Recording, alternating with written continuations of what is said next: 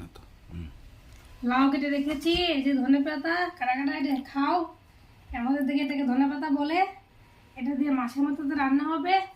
আর কারা কারা প্রচুর শপিং শুরু করে দিয়েছো অলরেডি? সব শুরু করে দিয়েছে না, হয়তো অনেকে শেষ। আমাদের দিকে তো আমাদের ছোটো জায়গা, আমরা মাত্র শুরু করেছি। তো আমি কিছু কেনাকাটা করেছি, ছেলের জন্য করেছি, তোমাদের দাদাভাইয়ের জন্য করেছি, নিজের জন্য কিন্তু কিছু করিনি এখনো, করবো।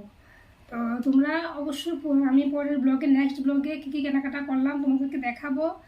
এখন দেখাতে পারছি না, এখন রান্নাঘরে কাজ করছি, রান্নাবান্না কাজ করছি। তো তোমরা অবশ্যই পরের ব্লগটা দেখবে, আমি চাই তোমরা আমার ব্লগটা দেখো। আর ওটা এখন আজকের ব্লগটা আমি বেশি বড় করবো না। তো পুজোর কেনাকাটিটা কী করলাম তোমাদের সাথে শেয়ার না করলে তো আমার ভালো লাগবে না।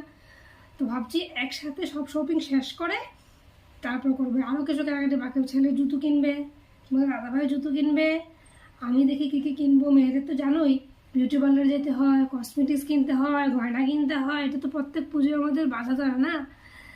তো আশা করছি তোমাদের কাছে ভালো লাগবে। ভালো ব্লগ আসতে চলেছে, পুজোর কেনাকাটা নিয়ে সম্পূর্ণ হবে। আর যদি পারি আজকে বিকালে আবার কেনাকাটা করতে বেরোবো, তোমাদের সাথে শেয়ার করব কোথায় কোথায় যাচ্ছি।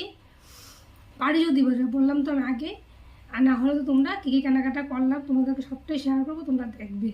তো আজকে ব্লগটা আমি বেশি বড় করব না, প্রচণ্ড গরম লাগছে, তাড়াতাড়ি রান্নাবান্নার কাজ শেষ করব। রান্নাবান্না এখনও কিচ্ছু বসাইনি, এই যে দেখো মাত্র ভাতের ডেক বসিয়েছি, মাত্র ভাতের হাঁড়ি বসিয়েছি। এখন ভাত বসাবো, বেলাবো প্রায় 10:30, প্রায় 11টা বেজে গেছে বোধ হয়। গরম আজকে একটু দেরি হয়ে গেছে, সকালে ঘুমের থেকে উঠতে অন্যান্য কাজ, কাপড় চোপড় ধোয়া, পুজো আসছে না, পুজো আসলে তো ঘর দরজা সুন্দর করতে হয়, কাপড় চোপড় ধুতে লাগে। শুধু নিজেরাই তো সুন্দর কাপড়, পুজোর নতুন কাপড় পরলে হয় না, ঘর দরজা তো সুন্দর করে গুছাতে হয়, পরিষ্কার পরিচ্ছন্ন রাখতে হয়, ওগুলো করতে গিয়ে একটু দেরি হয়ে গেল। তো এখন রান্নাবান্না করে নেব, তোমাদের সাথে যদি পারি রান্নাটা পরে শেয়ার করে নেব। ফ্রিজে মাছ রেখে দিয়েছি, মাছের মাথা দিয়ে করব লাউ, আর প্রথমেই বললাম ধনে পাতা দিয়ে, আর নিরামিষ তরকারি করব।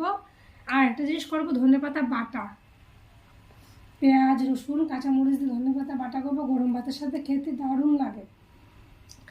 আর একটা নিরামিষ চচ্চড়ি করবো, আমার শাশুড়ি মা আমিষ খান না, উনি নিরামিষ খান, উনি জন্য নিরামিষ তরকারি রান্না করবো। তো ঠিক আছে, ব্লগটা আর বেশি বড় করছি না, টাটা, নমস্কার।